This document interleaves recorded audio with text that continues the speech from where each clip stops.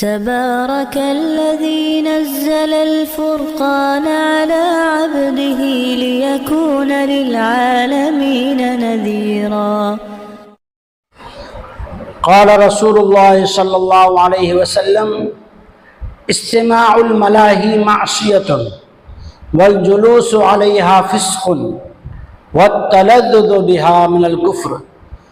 فرمایا نبی صلی اللہ علیہ وسلم نے، میوزک کا استعمال کرنا گناہ کبیرہ ہے، اور میوزک سننے کے لیے مجلس لگانا یہ والجلوس علیہ فسق، یہ فاسقوں کا کام ہے۔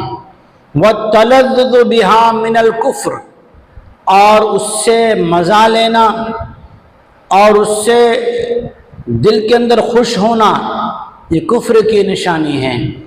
ابن مسعود رضی اللہ تعالیٰ عنہ: وَمِنَ النَّاسِ مَنْ يَشْتَرِي لَهْوَ الْحَدِيثِ لِيُضِلَّ عَنْ سَبِيلِ اللَّهِ کی تفسیر میں فرماتے ہیں، الغنا ينبت النفاق في القلب كما ينبت الماء بالزرع۔